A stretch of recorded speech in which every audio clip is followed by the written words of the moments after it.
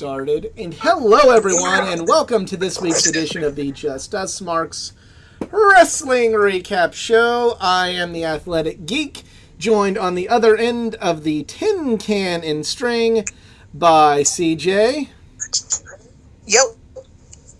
And by Easy. It's time for Dodger baseball. Rest in peace, Vin Scully. Huh? Sorry, I had to. I cheered for the Dodgers in one game. Yeah. Oh, shit. What the fuck?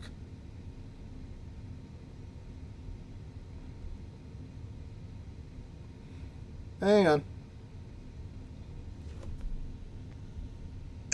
Okay, we're back. Sorry, there was a little tablet error where'd there. it go? Little tablet error there. Yeah, I cheered for the Dodgers in one game, and that was, I think, the game that we were both at the same time unknowingly. Yeah. Because I met Jose Lima, pitcher for the Dodgers, before the game started. So I'm like, all right, guess I'm going for the Dodgers in this one. Yep. So, yeah, we have lots to talk about. We have some stuff to give away, but if you've never seen this show before, this is the Just Us Marks Wrestling Recap Show. I met CJ locally. I met Easy at All In and StarCast. We love wrestling. We love talking wrestling. We love sharing our love of pro wrestling with each and every one of you out there. However, just like each and every one of you out there, we are just fans. Our opinions are of that of any other fan. We avoid insider terms because at the end of the day, we are not insiders. We are not wrestlers. We's just a bunch of fucking marks that don't follow our own rules. We try to... I follow the rules. Whether anybody else does remains to be seen. I will not be tamed. Will not be tamed. Well... I can't be tamed. I will not be oppressed. And by the way, literally... on that subject, nobody has heard from MJF, like, ever. Like, from wrestling or anybody. Like, yeah. It's like Carmen Sandiego. Where is she? In this case, where the hell is he? Right. Hiding under a plaid blanket. We got some prizes to give away from everybody who entered the SummerSlam competition. I know we had a tie for first with two people who guessed perfectly. Clean sweep. Mo and Bob. So they will be in the drawing for first place. But CJ, if you could you please look and see who got third? Oh, please. On the spreadsheet. We have a spreadsheet, everybody. It's of course we have a spreadsheet. Our budget went up by $1. By a whole $1, yeah. We got the free spreadsheet. There's like still a watermark on it. We didn't pay that. There's not a watermark on it. I got it from TechSoup. And it was free.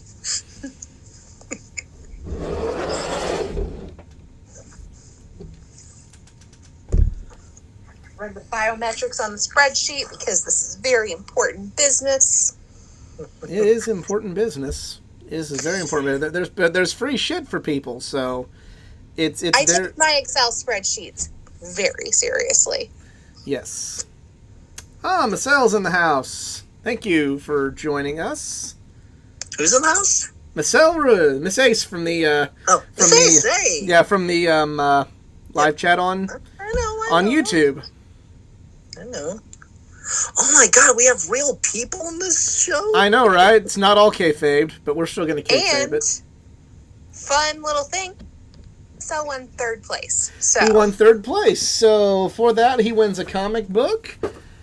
And I got the long box, or short box right here. And his comic book is Daredevil number 28.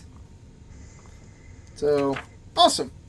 I'll get that sent out to you. Where should I put it? Where a cat will not devour it. We'll set it right there for now. But now, I don't know if either one of them are in the chat, but they'll be able to... They'll get word and they can go back and watch it. So we'll put here in the Tide Racing hat, we will put Bob and Mo in here to see who wins. Fight to the death. Now it's only fight to the death. You know, it sucks that Tide doesn't really sponsor NASCAR as much anymore. I know, because it was such a cool looking car. Right? And yet we still have to buy Tide products. No, you don't have to. It's just it always cleaned my clothes. Actually, wait, hold that thought. Unless this is a real thing. Nope. The winner for first place is Mo. Mo wins. Bob gets second place. Congratulations to both of our winners. They both did all they could. They predicted all of SummerSlam absolutely perfect. So kudos to them. I'm just sorry there had to be a first and a second there. So we'll get old Bob taken care of first with second prize.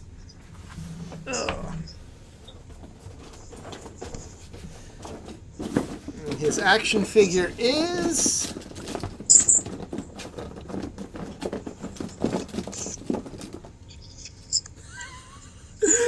he gets a Vince McMahon action figure. Hey! He gets a classic Vince McMahon announcer from 1997 action figure. So there you go, Bob. Pretty cool. And for the comic book, we have X of Swords number 14. So congratulations there with let's see, let's lay Vince down. He's retired now.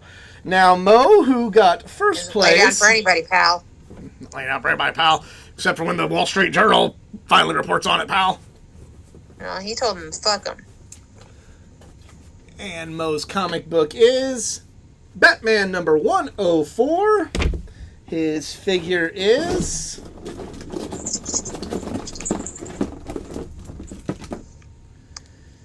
a Sting TNA figure. Hey. Alright, so get the Stinger there. The DVD is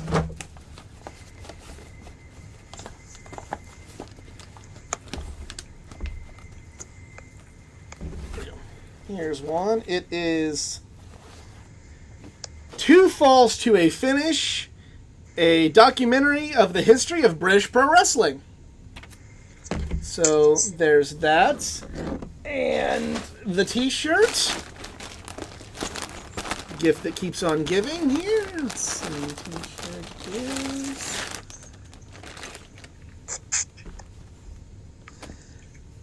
an Orange Cassidy t-shirt. Yay! Don't wear it to meet Ethan Page. Yeah, don't wear it to meet Ethan Page. He'll be very upset. He'll be very upset with you. Television. And since you beat me, which is pretty easy since I was not perfect, your poster is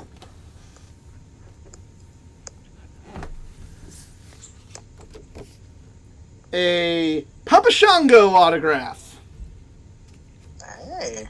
All right, so congratulations to all of our winners. Thank you very much for playing.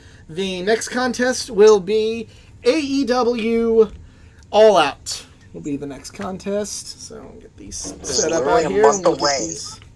Yes, we're a month away. So if you're, if you came up empty-handed or didn't get as high of a place as you would have liked, don't be discouraged. Don't be sad. There will be another giveaway in the not-too-distant future, but not next Sunday AD. So, what did everybody think of SummerSlam? I know everybody kind of went into this with probably a little bit more expectation and a little bit more excitement is maybe, compared to other WWE pay-per-views in the past, but, do we think that was warranted? Do we think it lived up to any hype? What did everybody think of SummerSlam just in general? Well, I'll start then. Honestly, I was pretty happy. I thought, I could definitely tell some big changes were made, just to make the matches more exciting. I didn't see the first two matches because I think I was doing something else and I completely forgot. Oh yeah, SummerSlam's on.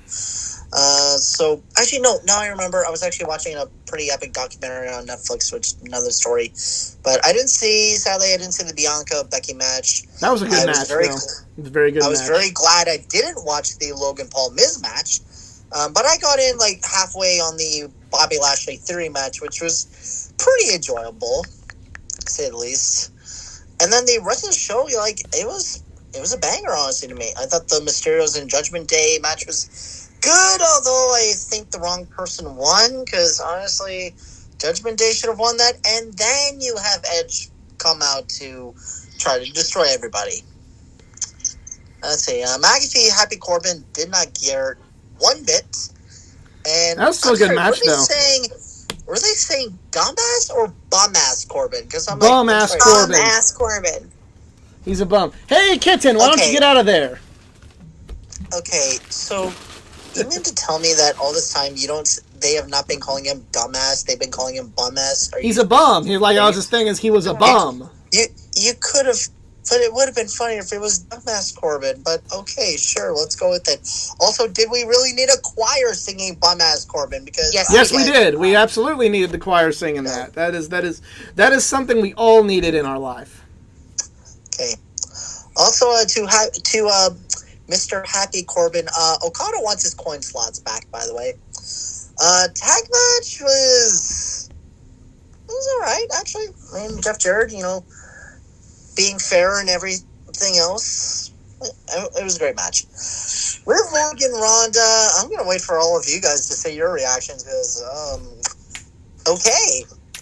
And I can't believe I'm saying this, but that was the most amazing Brock Lesnar-Roman Reigns match I've ever watched. Yeah, I mean, like, it had a low standard to live up to, which is something that a lot of fans really, that was kind of, the ones that kind of still didn't really want to get into WWE, or the ones that, kind of were like, ones that were a little bit salty were kind of like, oh, it was good, but it's only because everything else sucked, hermdy-derm, and, like, I mean, I'm not going to say, like, it had a huge standard, but, like, fuck, it was a fun match. It wasn't fucking Omega Okada or Flair and Steamboat or Taker and Shawn, but fuck, just... Brock Lesnar had a fucking tractor. He lifted the ring. I'm like, what the hell is happening? Exactly. And... Also, I love the Twitter comments that, like, those were sitting in the front row, now they have a crap view of what's going on. 500 seats, or $500 a seat to stare at the underside of the ring. Or it could have been worse. They could have paid, like, those mega platinum upgrades for, like, $1,500 or something. Yeah.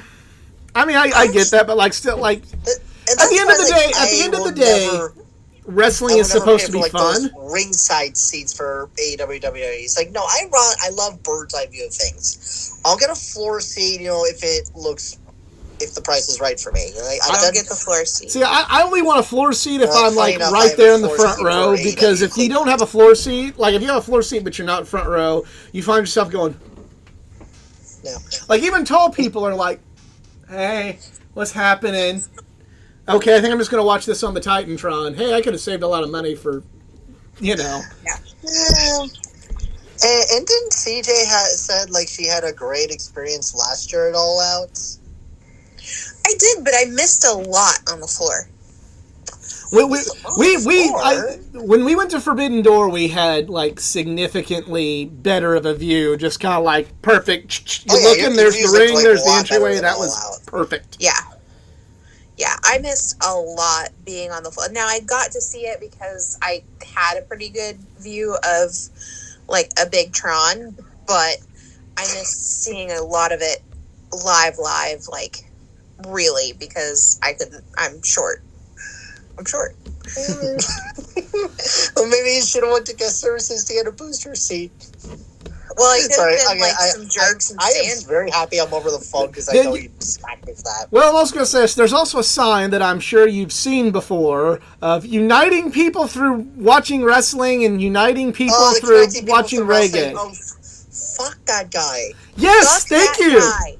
Yes. No, and he is, like, legitimately, like, given one of my good friends, Sydney, out in Michigan, which shout out to her, some horrific crap, and yeah, she didn't take it too well. Yeah, like that guy just kept getting in the way at All Out last year, and we're like, fuck you and fuck your fucking sign. Somebody did try to at All Out. Yeah. Somebody legitimately went searching for him, and he paid another guy, like, I think the guy said, like, $30 to take the sign so that guy could run. And rip it. He didn't just break it. I wish he would have. I'm like, I would have paid I don't want to see that sign again. And they, like, kept putting it up during, like... Matches. And the thing was, is like, they kept putting it up. We didn't see the wrestling side. We saw the reggae side. So there was just like a bunch of people going, fuck reggae! Fuck reggae! Alright, so... But I did see a lot of people really, really butthurt about SummerSlam being pretty decent. And they were just ripping the tractor like, that's so irresponsible. Someone could have gotten seriously injured. It's a fucking wrestling match. What do you want? Was that any more irresponsible than having, like... I mean, I'm not, like, saying I dislike this, but was it any more irresponsible than Hangman's horse? Or a Zamboni? Or a milk truck? Or a beer truck? Or Omega and Moxley nearly trying to murder each other at Full Gear? Or an exploding barbed wire death match? Oh, you mean like the little pyro bombs that went off? Bottle rockets are very dangerous. Bottle rockets are incredibly dangerous. Yeah, like no, they were. I get that that's not going to be everybody's cup of tea, and I'm hip to that. But it's also one of those. It's like, just. I'm not gonna say sit back and enjoy the show, because like it may not be what people like, and that's fine. But at the end of the day, all of wrestling is kind of ridiculous to a point. Everything in wrestling is a little ridiculous. Well, the thing that I really just enjoyed about this was that people weren't upset about the ridiculousness of it. They were upset because of how horribly dangerous it was. Do you know how horribly many levers? Dangerous? Do you know what you're watching? Do you know how many levers are on that tractor? What if he pulled the wrong lever and something just fell off? First of all, if I trust any wrestler in the world to know how to operate a tractor... Brock legitimately does own a farm. I'm going to say, if there's one wrestler in the world that I trust to operate a tractor well, it's Brock Lesnar. Well, there's a lot... You could tell that a lot of you people had never been around a tractor or even knew what a tractor was before this, because they kept saying, like, the bucket was going to fall off. They didn't call it a bucket. They called it something else, but that's what it is. It's the bucket. The front-end loader, yes. Front loader. Like, thank you, Tonka Construction, for educating me, by the way. That was a great game. Yes. Oh, my God. I said, like... The bucket was very clearly about to fall off. Like, it wasn't. It's welded on. Yeah. It's kind of... Also, like, this literally could have been a strategy of what if, like, Brock literally just had, like, the front loader, like, inches away from Roman just to keep him pinned, but I thought, actually, now that I think about it, something could definitely go wrong if he accidentally crushes him. Well, I will say this. It did bring back memories. It's one thing when you're piling up, like, tables and chairs on him, but then you have a God knows how much ton of a front loader that you have trying to pin the little guy. This did bring back memories because, like, I remember one time when I was a kid, I was playing, like, playing with my wrestling figures, and I found an old Tonka truck of mine that had, like, the front loader, and it raised up, and you pressed a button and it dropped. And I remember having The Rock and Triple H fight, and having The Rock bottom him into that, and then him go down there, and he presses the button, and it drops Triple H, and it's like, all right, Triple H is done, everybody, The Rock wins! So that did, finally, my action figures came full circle. It may not have been Triple H and The Rock, but it came full circle. But, yeah, I enjoyed SummerSlam more than Double or Nothing. I'll put that on the record.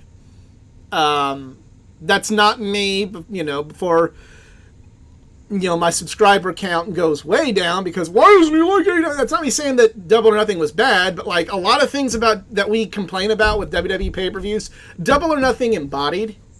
Oh, it went too long. There's some unnecessary fluff on the card. Things that we would complain about when WWE did them. AEW kind of did that night. This show was well-paced. There was, it was a longer show, but like it wasn't like too long. It didn't overstay its welcome. The wrestling, there may have been like a few more better matches on Double or Nothing than there was at SummerSlam. But, I just kind of... Nothing really felt drugged down to me. Like, the only match I really disliked on the card was the Ronda Rousey match, and that's just because I'm just not a big Ronda Rousey fan when it comes to wrestling. But it also did the job that it needed to do. Yes, it did. I'm just saying, like, just from a personal taste perspective, I didn't care for that one as much as I did the main event or the tag title match or Becky and Bianca or anything like that. Okay. So since it was mentioned, the Liv and Ronda match, are we really going to have the same argument where one person tapped out, but it looked like she was pinned at the same time? Like, oh my god, are you again? Yeah, because she can't really have her just straight up clean pin Ronda. Okay, but didn't they do the same thing at Money in the Bank where like, oh wait, the Street Profits shoulder was up when the 3 count was down? Like, and okay, at least with what AEW does, they acknowledge that mistake when they see a replay and they're like, okay, let's restart the match. If Liv won cleanly, okay, I'll be happy for that. But no, they're just like, nope, Ronda was pinned, that's it. And then she goes beating up the referee. And that's just differences in companies. One company's going to handle things different than the other. Yeah. And that's something that we as a wrestling community need to accept is like, okay, there's going to be... outlook, they could have done it. There's going to be things that AEW does. Even in NXT, that's been a thing. Like, the referee's first decision is final. It's like the call on the field stands. Yeah. There's no review. Yeah, like once another play has been run, they can't go back and negate the other play. That's just kind of how WWE does things, whereas AEW has a different set of rules. You're supposed to kind of like find some like companies are supposed to be a little different. I'm gonna like acknowledge that because I hear so many people go like, well, if AEW did this like WWE, it'd be better. Oh, if WWE did this like AEW, it'd be better. And some small things, sure, but not necessarily everything. Everything like there's got to be some differences, and like that being like a different rule. I'm okay with that because I know WWE will book different than AEW. So, yeah, but overall, good show. Not pay-per-view of the year. I still think that Forbidden Door and Revolution were better. But, like I said, I honestly think, and I say that with probably one of my top 5 matches of the year happening on Double or Nothing. I think as an overall presentation, I didn't think this show... Yeah, when I watched Double or Nothing by the main event, I'm like... This is dragging. This has been on too long. I never got that vibe from SummerSlam. And that's something that I'm really surprised to be saying with a WWE pay-per-view. But, yeah. So, time to talk about... We'd be remiss if we didn't talk about the Great Return at SummerSlam, because that's going to be a big talking point when we talk Raw. Io Sky... Bailey and Dakota Kai all came back. And then we go into Raw, starting off with a Bianca Belair and Becky Lynch segment where Becky goes back to the good side. And then the new stable, which I don't think they have a name yet, but they're talking about Control, come out and interrupt, and pretty well the whole show was kind of written around these three, and I like it. I'm here for it. What does everybody else have to say? I didn't watch Raw. Sorry. I'm on board. Yes. I know some people on my timeline were saying, like, oh, why are they in so many segments? Why are they beating down people? I'm like, and I get things change, and I get that's not what you're used to, but clearly you would not have liked the NWO.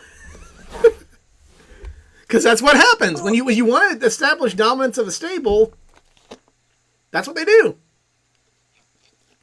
They had to establish them as a real threat to Bianca and the women's division. They also had to make, like, so what? You just came back. What? Why do I got to fight you? Go start from the bottom. Bye. And also, they had to kind of do the beatdown because Bianca needs a team. Mm-hmm. A 3-on-1 thing is always going to be bad guys finish first, and Bianca just gets her ass kicked. She had to have people, and if Becky's going to be out, this is going to set up at some point down the road Io and Asuka. And if you can't fucking see that and be pumped, then I don't know why. You've obviously never watched WWE. Speaking of Asuka, where the hell has she been lately? Well, she was on Raw. She's on Raw, and she was having a feud with Becky, so... Yeah, she came back a couple months ago and was kind of feuding with Becky, and then kind of just did whatever, and there was a really, really bad couple of weeks where her and Becky were going after the 24/7 title, which is also conspicuously absent in the 3 I won't be hours sad of about Raw. that because I did enjoy the 24/7 title. But to me, if they're going to do the 24/7 title, they need to go like complete DDT with it, like and go crazy with it. That's just what I say. No, it's gone. It needs to go in the trash. We do not need to acknowledge it ever existed. Bye-bye. Also, just like the AEW All-Atlantic belt. Well, we'll get to that in a minute. I can't believe I had to go that far, but it's like... the one thing is, like, we're going to talk about the G1 later, but that does bring up probably one of the funniest things I heard on the G1. Lance Archer and Kevin Kelly were doing commentary for the Tuesday G1 I saw this card. And Archer says, hey, I need to win that belt again. You know, I'll take it back to AEW and change it to the AEW United States Championship. And Kevin Kelly goes, yeah, just what that company needs. Another belt. Don't let Tony Khan know that Triple H is trying to retire the 24/7 belt, because he'll go digging through the trash at Titan Towers trying to find it. Or what's left of Titan Tower, because they're moving out of it. That makes me a little sad I never got to see Titan Tower. Because they did tours and stuff. Like, that would have been cool to see that. But they actually did tours in there? Yeah, you probably didn't go. You didn't get to go to like Vince or Bruce or Linda or Shane or Stephanie's office or nothing. But like you got to see like, and here's this, and here's like you got like a general tour, which may not everybody's cup of tea, but like I would have liked to have gone in there once. But yep, Becky's on the good side. WWE lacks of is. They need a legitimate museum or a Hall of Fame, like, for fuck's sakes. Well, now we might get that. Yeah. We might. Triple H and Stephanie both are very high on that idea, and they really wanted it, and now they have a big empty building.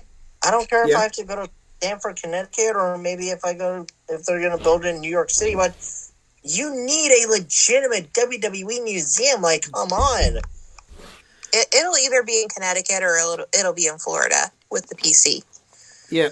But moving on with Raw, the next part was something that I really liked. They were going to have 2 triple threat matches with the winners of both triple threat matches facing off against one another to determine the number 1 contender for the United States Championship. First of all, that's really cool because they're showing that, hey, it's important, and people got to earn their way for even the secondary titles as well as the world title. And so many people want this belt that we have to have 2 triple threat matches just to have a number 1 contenders match. Yes. And the other part that was really cool was they did a really, really cool video package about the history and the importance of the United States Championship, talking about all the past champions like Harley Race, Dusty Rhodes, you know, Booker T, Bret Hart, Eddie Guerrero, John Cena. Yeah.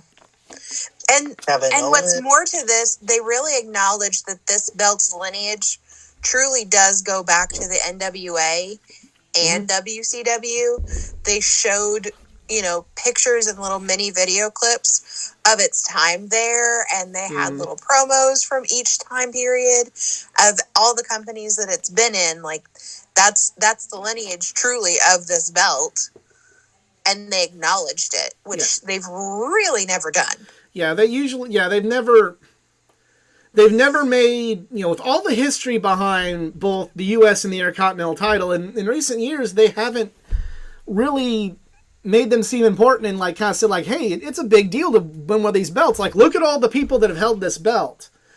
So the fact that they went and did that, I can tell that's a Triple H call. I can tell this is hey, especially if you're not, this is something I've if you're not going to have your world champion around, and there's going to be pay-per-views where the world champion is not there to defend their title, then you got to make the secondary belts seem important and let them main event pay-per-views. That is very important. And the fact that now they're acknowledging how important the U.S. Championship is, if Roman's going to miss one of the pay-per-views, let that belt main event. Let the U.S. title main event. It's... in the old territory days when they had the traveling NWA champion, if for a big card in, if a big card in Dallas didn't have, Flair or Harley as the, booked as the world champion, they had the territorial belt go on the main event, and I feel like that's something that could definitely be done in WWE. Not a territorial belt, but another belt going hey, world champion's not here. But the U.S. champion is here. The Intercontinental champion is here. And it's important. It's main eventing. And, while Roman's away, Champa, spoiler alert, Champa and Lashley are in the main event, or, whatever. So... And the other big piece that people have been very critical about WWE is, they didn't seem to care about the women again. They didn't care about the secondary titles, and they didn't care about the tag teams. Well, the secondary title was the big main focus along with the the 3 women. hours, along with the women. And the main event was for the tag team titles. Yep. He took the 3 biggest criticisms that people have had the past couple of years, and he completely addressed them. Now, he's got to keep doing this. One and done doesn't do anything for anybody, but... I think that kind of goes without saying that he's going to keep up. I think that we'll see more gradually. This was a lot more than I expected this quickly. Yes. And there were still hints of, the old Vince era. You've got your non-finishes, you've got your beatdowns, you've got your matches ending in disqualification. And again, kind of going to, that's one company's style. That's not going to completely go away. That's not going to change. It's not really a Triple H favorite thing to do. But I can see him doing it because that's just the business. That's the business model for how WWE did television and wrestling for so long that's going to continue. I see that as his concessions, and I see that as something that fades away more gradually over time. Possibly. I think it will. I think that he wanted to put out some really, really great matches, and Bianca and Io was just... Mm-hmm. That was something that you just had to... That's something that people wanted to see really badly the second that Io showed up at SummerSlam. So yeah, let's go ahead and do it. But you can't, you booked yourself into a corner with it, so you had to do that. neither one could beat the other. And there's a time and a place for a non-finish in WWE. Like, I know if it happened a lot in AEW, we'd be angry because that's just not their way of doing things, you know. But well, I'm going to be critical of another company later, so I'm going to be critical now. It happened a little too much on this show because it happened more than once. Yes. It was 3 big steps in the right direction for WWE and Raw, and it wasn't a horrible show. It was an enjoyable show. Yeah, it was an enjoyable show. I'm not going to be like, oh, they're finally there, AEW's days are numbered, or it's the best show ever, and blah, blah, blah. But it was good enough that I'm going to watch Raw again next week, and that's more than what could be said about my time watching Raw for the last couple of years, so it was good enough that it went back on the DVR. We will watch it. It was good enough that I'm interested now in finding a way to watch SmackDown as well, which we have not done in years. Yes. So, but moving on to those U.S. triple threat matches, first one was AJ Styles versus Ali versus The Miz. It's a damn good match. AJ looked great, and everybody looked great, but AJ, like, showed why he's the workhorse of this company, and yeah, AJ won.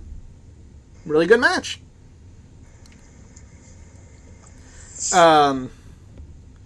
Seth Rollins comes out, cuts a promo. Sounds like he's from Iowa again when he talks about stomping Montez and Angelo's heads into that there. Literally, he says, that there ramp. They came out, which led to a really good match with Seth Rollins and Montez Ford. This match was how you make someone look good in defeat. You know, we always complain like, oh, why didn't he win? Why didn't this other person win? And this, that, and the other. And this was one where it's like, it's not Montez's time to get that big win, but now we believe he's capable of that big win because of how close he came. So, again, major props there. Yep. Alexa Bliss versus Asuka was interrupted by that new faction. Again, people were complaining about this, but again,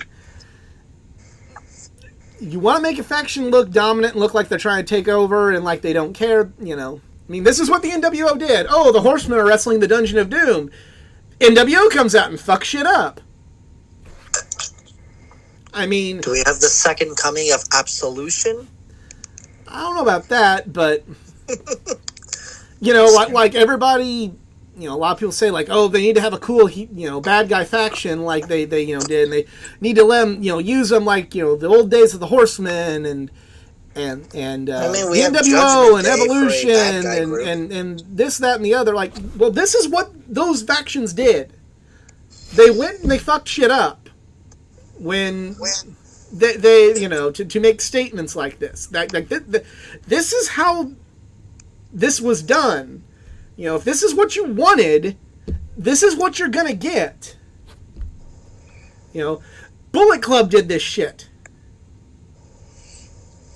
You know, bringing these stupid Western non-finishes into the, you know, the classy New Japan, and boo you Bullet Club, boo you Devitt, boo you AJ.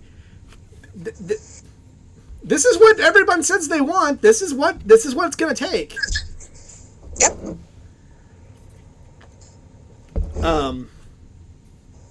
But that interference led to, you know, another match for later. Champa versus Chad Gable versus Dolph Ziggler in the next triple threat match. Champa wins, setting up a bona fide dream match for later on in the night. Next, oh yeah. No, it's yeah. One more match. Edge does an interview. Says he'll end Judgment Day. It wasn't a bad interview, but still, I kind of wish Edge was part of this. But you know, they kind of, there's no going back on that now, so they got to go with this. So, I mean, what else? What else can anyone do? Io Sky versus Bianca Belair in a non-title match.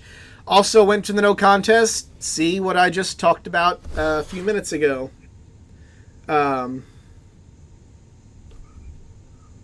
Yeah.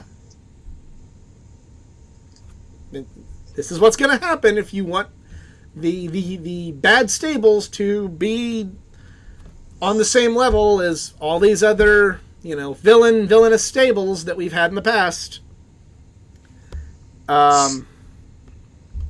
Champa versus AJ. Champa wins, setting up a match with Bobby Lashley on Raw.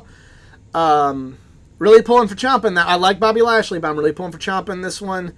And a good match. May not. I really hate to spoil things for you, but Ciampa's not winning that match. I know, but give me till Monday. But do you know where Raw is next week? Where? Can you take a guess? Oh no, Cleveland. Oh yeah. See, this is how much I care about Raw. I forgot they were coming here. Who else is from Cleveland? Champa. That's interesting. We're going to see if this is the, if people are going to win in their hometowns now. Keep in mind, there's also two. Well, not really two, but there's one other douchebag that's from Cleveland that's going to be back here. The Miz? Let's just say his initials are LP. No, the Miz is fine. He's not coming back for a while. He did a little video, I enjoyed it. That was fun. You'll see me, but I don't know how long it is till you'll see me. And they're all getting ready for fights again, so it'll be a while. Yeah, because he has a stupid boxing career. He'll. Hey, Conor McGregor, if you're listening, can you do us a huge favor for us, please? I'm not talking about Chair Shot City. I'm talking about, things that I just won't say on the air. Main event, Tag Team Championship, the Mysterios versus the Usos. This was a good match. I'm not the world's biggest Usos fan, but I'm not going to play or hate. This was a good match. Judgment Day came out and attacked the Mysterios afterwards, and yeah, solid episode of Raw. Definitely interested in watching next week. Not going to overrate, not going to do anything, not going to put it on too high of a pedestal, but I'm going to say it was solid. It's worth it. It's not proven to be a waste of my time anymore. So, from there, we now light the fuse and bring the boom and talk Dynamite. Which was in Columbus, Ohio. Opening match, Orange Cassidy versus Jay Lethal. Good match. I liked it. Yeah, I like the match. Afterwards, they set up the TNT title match with Wardlow versus Lethal at Quake by the Lake. But before that, we had Chuck and Beretta on each other's shoulders with a trench coat on, trying to be as tall as Satnam Singh. I thought this was funny. That was great. Taz's commentary about it was funny. I forget what he said. He said something about someone's crotch looking very odd shaped. Okay, now I remember. Oh my god. Next segment was an Undisputed Elite segment. Adam Cole said that the Young Bucks couldn't be in the tournament because, for the trios belts, and then the UE turns on the Bucks, and Hangman Page comes out and makes the save. This wasn't a bad segment. I just would have liked a little bit more burn on this. I would have liked a little bit more build. When in 2017, when Kenny Omega lost the finals of the G1 to Naito, Kenny walks backstage, and there's Ibushi there to comfort him, but he rejects it. There was too many hurt feelings. There was still too many wounds from their falling out and everything that had happened. And then, but that was enough of a teaser, and they're like, oh, well, when are the Golden Lovers coming back? And from August to eventually late January of 2018, they built it up like, it's going to happen. When's it going to happen? When's it going to happen? You know, here are all these things going down. Ibushi's got to get back with Kenny soon. And then when it happens, it was just this amazing, beautiful moment that was just awesome. That's what I kind of wanted out of this, with Hangman eventually going with the Bucks. I would have liked just a little bit more burn to make that the eventual reunion just that much more emotional, that much better. I'm not going to say it was bad, because I don't think it was bad, but I do feel that like it felt kind of rushed, and then like, you know, just, and it was really just kind of like, it felt almost like a, oh, ho hum, they're back, you know, like, you know, oh, hey, are the Hung Bucks back together? Dermy, let's move on. It's like, or as the commentators were saying, the Elite are coming back. It's like, no, because we have the Undisputed Elite that's right there. They just kicked them out. And also, apparently, I'm surprised that Adam didn't, or maybe he might, but Adam didn't bring up anything for, you know, revenge from War of the Worlds, because that was my immediate reaction of, hey, long-term storytelling. Yeah, like I said, not bad segment, but just this much more waiting, you know. But this also could have been a great clapback where Adam would turn on them saying, for the trios tournament, we need heroes and we need villains. No. And then you would have the Undisputed League going after the Bucks. I just, a great call. Like, you know, they you know, would it have been a rehash if they'd kind of done that? Sure, but like, this storyline was meant for that. Like, you know, there could have been like, hey, I saved you, but that's just because I don't like Adam Cole. You still kicked me out of the Elite. You still beat me down a bunch when trying to protect Kenny's title. Like, I'm still not happy with you guys, and I still want to be with you. They could have, like I said, just could have really stretched this out a little bit more. Like, not like another year or nothing, but like another couple months. You know, just, it was something good when it could have been something epic. And I know the word epic is thrown around a lot, you know, in this day and age, but it really could have been. CJ, what'd you think? It was just kind of okay. It felt like a turn for a turn's sake. It's like they're rushing it because they want to get the trios belts out, and I don't know why they're rushing that either. Again, All Out is a month away, so it's yeah, but we're gonna have like 12 when would you do this on that card. A week before? I would have done this after All Out. Yeah, I would have had if they're going to insist on having, people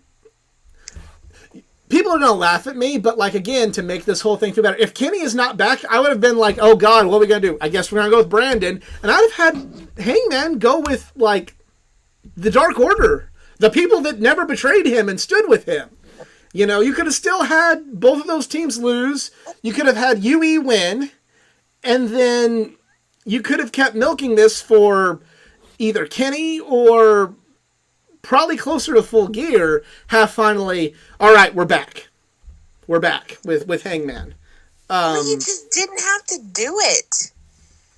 We are going to have an overbooked card for All Out. There are going to be too many matches, like there always frickin' are. It is not like you are begging for matches. It's not like we only have 3 that are going to end up. We have 3 basically already. Like, you're going to be fine. You didn't need to do this right now. You just got antsy because you gave it away like 6 months ago that you had the damn belts made, and everybody's been on your case since. If you just kept your mouth shut on Twitter, you could have played the long game and been fine. Nobody would have been the wiser. Yeah. I'm actually AJ on this one, yeah. All right, so next up we have Thunderstorm versus Britt Baker and Jamie Hayter. You know, another really good match. Hayter with the win to possibly set up a match with Hayter and Thunder Rosa, which I'm here for. Do you think that's what it's going to set up? Yeah, I'm hoping because we all love Britt Baker here, but feel like maybe you shouldn't go back to that, go right back to that well right now. I love both of them. I just don't think that this is going to set up a title match for the women's world championship.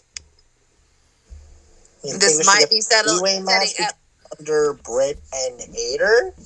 Yes, I think that this is another step towards women's tag team of all the titles. superstars that I would still love to see turn would be Hayter on Brit. Like, this is my chance now. I'm not in your spotlight anymore. Yeah. Or maybe even better. I don't think Hayter and Reba. No, Reba's got to stay with Brit. What is Reba doing these days? She's literally, I'm going to go ahead and say, she is literally Brandon Cutler. Exactly. That is her role. She's Brandon Cutler with an OnlyFans. Huge. Yes, she does. Yes, she does. Yeah, Britt Baker and the character she portrays, she is somebody who is snarky and, and weaselly, and she needs somebody that, can take the fall for her while she's being a coward. If Austin couldn't get to Vince, he had, by the end of the night, at least he got to Patterson and Briscoe. If, Sting or Dusty couldn't get to Rick or Arn or Tully by the end of the night, they got to JJ. If, they couldn't get to Mr. Perfect or couldn't get to Ravishing Rick Rude, Bobby Heenan could take something and everybody'd be happy and it would set up something. That is exactly what Rebel Reba is to Britt Baker. She is the one to kind of take the fall and take the the finishers and take some of the stuff to set up for when Britt eventually gets hers. It's a big deal. And she can't cheat if she doesn't have a person. It's really hard to cheat by yourself. You gotta have somebody that sneaks the foreign object to you in the middle of the match, or grabs a foot, or it's that little something extra. It's like, oh, you are a very bad person. Our brave heroine, Thunder Rosa or Toni Storm is, fighting the right way and doesn't have a bunch of people out there helping her out, but that damn Britt Baker, she's got Reba, and I don't like it. That's that, and I Rebel's a great person. We met her 6 months ago or 9 months ago, but and I think that piece comes across too, is that Rebel's awesome. Everybody loves Rebel, and then they hear Brit kind of like, whatever. Reba. I'm like, God damn it, you piece of shit. Yeah. You gotta... But Rebel's not like... I say this with all due respect. She's not on the level of the rest of the roster to really go anywhere. If Rebel broke away from Brit, like... Bye-bye, Rebel. Yeah, she'd be nothing happening. She'd be nothing... She would be... enhancement talent or like having matches on Dark. So at least by doing this, she's doing something in a spotlight and helping advance another character.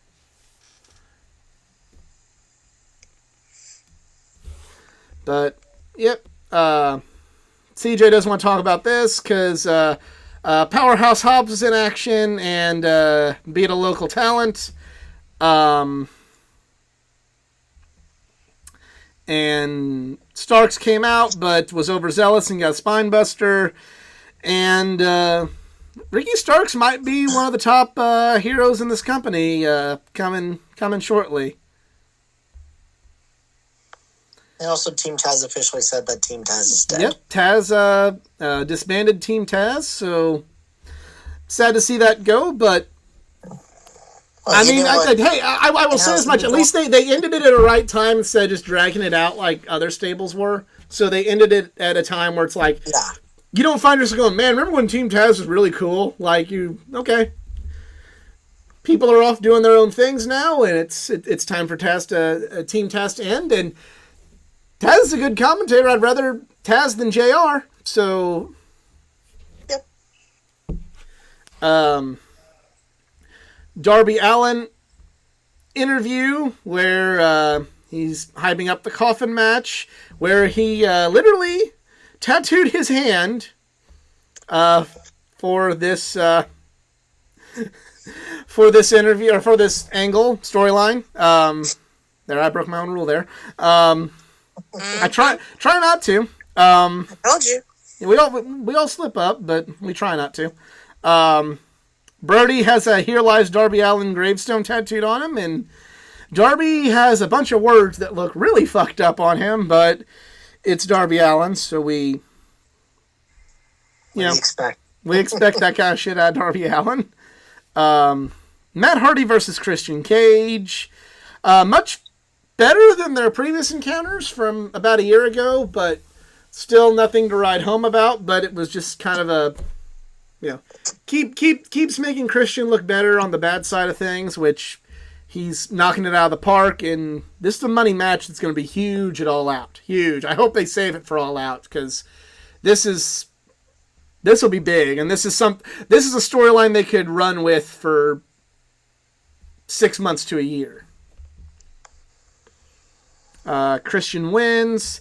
Ethan Page does an interview. Prior to the show, Jungle Boy attempted murder on Christian.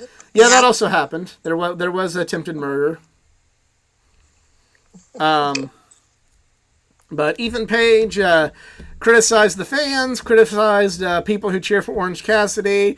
Criticized someone in particular. Yeah, that might have been directed directly at CJ, who a couple weeks ago met Ethan Page wearing an Orange Cassidy t-shirt, the same Orange Cassidy t-shirt that Mo just won. Not the same physical t-shirt, but the same... not the actual same t-shirt. Not the same physical t-shirt, but the same design of Orange Cassidy t-shirt that Mo just won. And you could win something very similar if you enter the All Out giveaway closer to time. Keep your eyes peeled to the channel and to the social media pages to find out how you can win a shirt just like that. Stokey Hathaway comes out, offers him his business card. I saw someone on Twitter, and if you're watching this and I forgot your name, I apologize, but they had a great point. Stokey might become the Bobby Heenan of AEW, and what I mean by that is, Bobby Heenan managed a bunch of guys, but they weren't like all... They were a bunch of guys, and they were stable, but they weren't like all feuding with the same people at once. He would just he would manage, Mr. Perfect against one person, and he'd manage the Brainbusters against another, a tag team, and he'd manage Ravishing Rick Rude against Warrior, and, he just kind of had his stables, and they all had their own things going on, but he was their manager. And so are we ignoring the fact that Ethan Page is no longer with American Top Team? Apparently he's not. So that also leading to my next point. That also was I was confused. I was like, where's Dan Lambert? Which is a question I never thought I'd ask. Yeah, that is the next thing. Sky? What? Where's Scorpio Sky? There's no Scorpio, yeah. So I do wonder what happens with Dan Lambert and American Top Team now. I hope they're not gone, because Dan Lambert was another manager that AEW, they kind of need a guy like him. So I hope this isn't the end of Dan Lambert and American Top Team in some form in AEW. As much as I will bash on him, it's honestly, that's kind of why I kind of bash on him. It's that's entertainment. Yeah. So I'm definitely curious to see what happens there. But Stokey's just building up the stable, and again, here for it. What does everybody else think? I just liked how oblivious Ethan Page was for 5 minutes during the promo. It's dude, turn around. There's somebody behind you. And I was low-key thinking Stokey was going to, kill him or something, but I don't know. CJ? No, he buried me. I'm not down. I even apologized for the damn shirt. He's like, that still stinks, right? Do you need to go join the ass boys in the trash? Apparently. Speaking of the ass boys in the trash, the next match was a dumpster match. The Acclaim versus the Gun Club. I was too happy with I thought this match sucked. I thought this match was terrible. This was a bad match. I will agree that the ending was botched heavily. Yeah, but even before that, like, I get it. It's a street fight. Like, I'm not oblivious as to what this match was supposed to be, but I still think it sucked. You know, I don't understand how this was good, but the main event from SummerSlam was bad. Like, you know, to some of the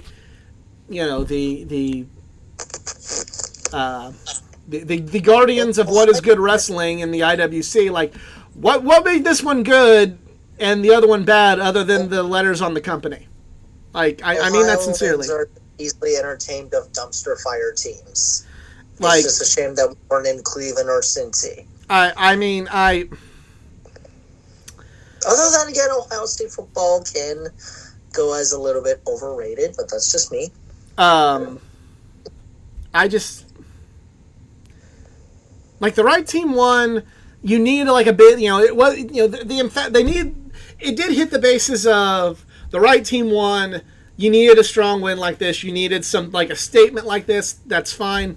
But it was just... The match itself did nothing for me. The ending was... Do you not have a walkthrough? Did you not have a fucking walkthrough to go like, oh no, we're right by the pyrotechnics. May make sure that the dumpster is right here, you guys. Like, seriously. Mistakes happen, and I'm not an unreasonable person, but what the fuck? That one of the members almost got decapitated. I'm like, what the fuck? Because I saw something fall out. I don't know if it was just trash or if it was a body. But it was trash. I think that they snuck him out. Like, I know it was a callback to, like, the Outlaws throwing out, like, Cactus Jack and Chainsaw Charlie, but guys, you didn't line up your shot, and it was taking a while. Like, the momentum was immediately killed. Yeah, the production team missed a big moment with Bowens. It was just like, this is what people are going to point to and go, and this is why AEW, like, did. This will be one of the, you know, hater, this is why I don't like it moment, and, like, I can't really, I know they're being short-sighted too, and like, but, like, I can't really argue that point if you're singling out this match. I really can't. Max Caster name-dropping Vince McMahon in his rap, I laughed so hard, and I'm like, you did what? Did you just do that? And who cares? That's my thing. Like, who cares? What did you just say? What? Like, fuck that guy. Fuck him. Let's go. Move on. Like, we're not cool bringing him up anymore. He's retired.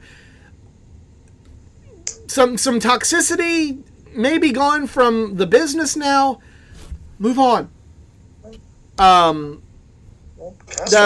call of the night was Taz saying, you don't see very many of these matches. JR, usually I don't like crotchety grumpy JR, but he hit the nail on the head. I can think of 2 or 3 reasons why.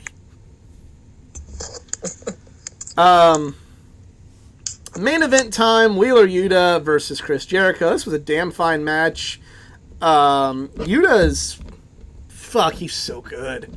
Jericho wins. Yuta does not get Jericho's title shot, so at Quake by the Lake, we get Jon Moxley versus Chris Jericho, which I thought they were building that up for All Out, so that really leads me to go, who's Mox defending the title against at All Out? But, yeah, good match. Go out of your way, check out the opening match and the main event for sure. But, yeah. Probably one of the best Chris Jericho singles matches he's had since probably Eddie. So, not the death match with Eddie, like the Revolution match with Eddie. So, yeah, good. Eddie Kingston, Sammy Guevara. Yeah, there was we did forget about that. There was a random interlude of Sammy Guevara and Ty Conti saying they're getting married, and Eddie Kingston just shows up going, yeah, who cares? Why are we doing this? I'm going to kill you. I'm going to kill you, Sammy. Like, he went Eddie Kingston on that bullshit, and again, here for it. Here for all the Eddie Kingston being Eddie Kingston. There was a post that I saw, and I literally posted it on Facebook because I thought that kind of hit the nail on the coffin a little bit here. Let me see if I can find it. Well, while you're searching, CJ, what do you think of the main event and the Eddie interview? I like the Eddie interview as long as we don't get too many shenanigans with wedding segments or anything like that. I like the main event. I didn't care for the announcement after it. So the tweet was like, Sammy, you getting married. Congratulations. Nobody cares. And someone said, Eddie Kingston is me scrolling through my Facebook feed. Yeah. I'm going to keep quiet. But I feel attacked again. Yeah, with people saying like, "Yay, good for you," and I'm like, "Yeah, but whatever." But yeah, good episode of Dynamite. Here, just to put everybody thinks I'm being a hater now, or I'm like anti-AEW. Dynamite was better than Raw. Okay, I liked it better than Raw, but when you have something that normally isn't very good, that's like turning a corner, and you have something that's usually on this level being the same, you talk about something that's turning a corner. You know? My only downside is that Wardlow and Moxley barely got any screen time. You have two Ohioans right here that could have blown the roof off of Columbus. Rampage. Yeah. That's in Grand Rapids. Live. That's true, yeah. Because of the belt. Yep, there you go. Yep, okay. Yep, you're right. You're absolutely right there. And that's what AEW Cleveland's going to be for in 3 weeks. So don't disappoint me. Especially since I got 4 seats. Yeah. And also, here's the thing. Wolstein Center is actually there's not a bad view. It's a very small college arena. All right, so we go from Dynamite to the G1 Climax. So I'm still not, unfortunately, not 100% invested in, but I'm here to listen. Well, big things that, got caught up on it. Tomohiro Ishii got his first win of the tournament, but unfortunately he is eliminated from being able to win his block. We have Hiroshi Tanahashi defeated Zack Sabre Jr. in what may be the last big run of the Ace. And the biggest shocker of this week was... first of all, Tetsuya Naito defeated Evil to get his first win. He is not mathematically eliminated, but his fate is no longer in his hands due to him having 2 losses. But now we get to the biggest shocker of the whole tournament so far. David Finley, in the main event of Night 10 on August 2nd, defeated Will Ospreay in the main event to be Will Ospreay's first loss in the G1 Climax, and to put David Finley at 3-0 with 6 points atop of D-Block. That's right, you heard me. David Finley leads D-Block over Will Ospreay. I'm sorry, what? David Finley beat Will Ospreay clean as a sheet. Yeah. Okay. Finley has beaten Will Ospreay and Juice Robinson. Yeah. And honestly, other than... And he's beaten Shingo Takagi. So he's beaten all... the belts. He took... Well, okay, so the story on there is Will Ospreay's the IWGP US champion, but Juice Robinson still had the belt. He claimed himself since he never lost it. He's still the champion. When David Finley beat Juice Robinson, he took the belt from him, despite not being champion, just like, yeah, fuck you, I got the belt. And then when he beat Will Ospreay, he handed it back going, here you go. Next time we wrestle, I'll get that belt for real. So this is good storytelling.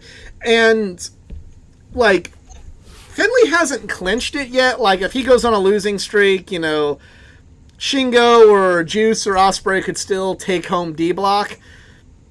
But Finley has beaten all the heavy hitters in that block.